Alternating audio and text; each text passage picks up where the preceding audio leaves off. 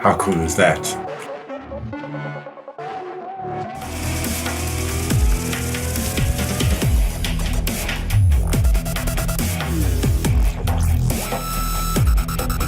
Okay, so I'm out here field testing this brand new 70-200 2.8 RF lens.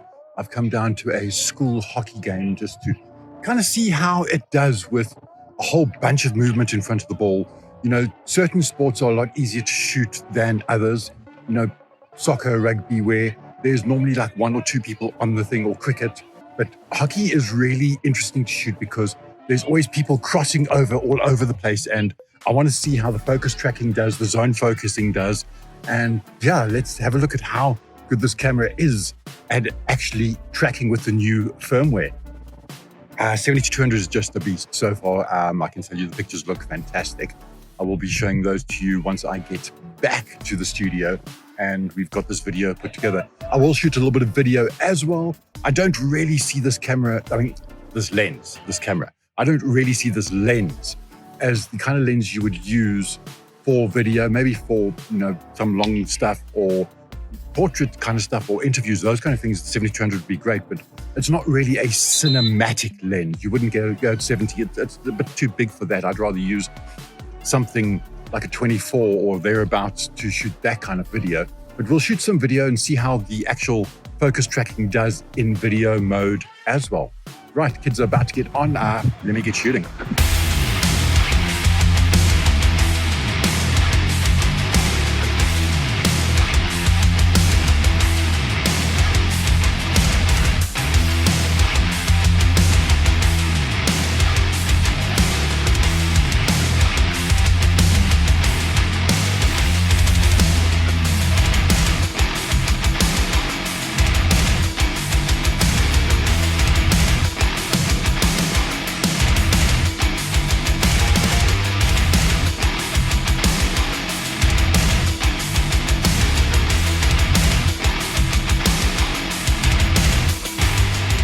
Okay, finished playing with hockey. Now I'm heading out to the skate park for a little bit to go see how this 70-200 2.8 does at some faster action sports. I think it handled the hockey stuff pretty well, considering.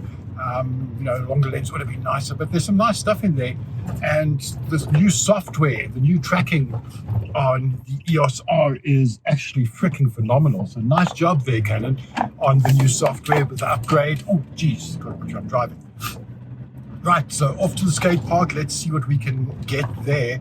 And then back to the studio to kind of chat about my thoughts on this brand new lens.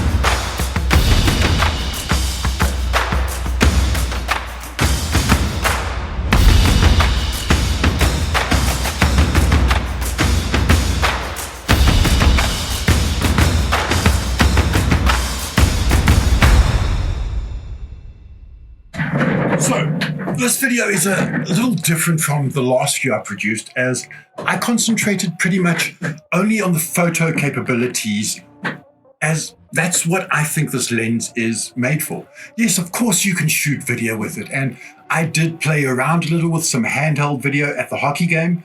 If you would like me to do a full video review on the video capabilities, please do let me know in the comments down below, and I will endeavor to get it back from Canon so that I can do that for you. Now, let's get into the technical specs of the lens. It has 17 elements in 13 groups, 9 diaphragm blades. It has a minimum focusing distance, my mouth is no longer working, focusing distance of 0.7 meters and a filter diameter of 77 millimeters, which, if I can get this off, is exactly the same as the old one. It's about 1070 grams, so not too heavy, and a 5-stop, yes, you heard me right, 5-stop image stabilizer. That's going to open up a whole new field of low light photography. The previous version only had a 3.5 stop stabilizer, so that was pretty much the holy grail of 70-200. So this is just in another game. Another welcome addition is this control ring at the back of the lens that you can use to control shutter speed, aperture, or even your exposure compensation if you want to. That's what I was using for, and it was actually very cool just to go. Now the control ring, much like the zoom and the focus, have the perfect amount of friction, and they don't feel too tight or too loose. And build quality is obviously mind-blowingly good, as are all of Canon's red ring lenses. And the new RF lenses, in fact, I'd say they are actually better build quality wise than the EF lenses that we used to have. The lens hood just clips on nicely like this, pop it on there, and little click to let you know that's in place and locked in securely. To get it back off again, you just click that little button there and it just pops off. Now, what this little window over here on the side is for kind of has me puzzled, because I don't know. If you do know, feel free to drop a comment down below and help me out. I will ask Canon as well and see what I can find out. Now, I purposefully left the elephant in the room till last to see how many of you would still be here waiting to hear about it. No, the wizards at Canon did not manage to figure out how to bend space-time and give you a 70-200mm lens that is the same size as a 24-70. The 70-200 is not internal zooming, which means it does this. Now, is that the end of the world? Not really. Does it take a little bit of getting used to? Yes, it does. But then one of my all-time favorite lenses is the 24-105. So I guess I'm kind of used to it already. You obviously need to be a little bit more careful with the lens so that you don't bash it while it's zoomed all the way out and sticking out and stuff. So just zoom it back in, do what you got to do, zoom it out again. But seeing as most of the people who are going to buy this lens will be professionals, I'm assuming that they will be taking care of their gear anyway, right? All in all, I am extremely happy with the combination of the EOS R with the new firmware and the brand new RF 70-200 2.8. I think they make a perfect pair, and that they should go off over the hill and live happily ever after together, because it's just such a nice lens. And that is it for this video. Thank you once again for taking the time to join me. I hope you found the information useful and helpful. Are you planning to buy one of these lenses? Let me know down below. Let me know your thoughts on the new RF 70-200. I really enjoyed spending this time with you, and I hope to do so again in the very near future.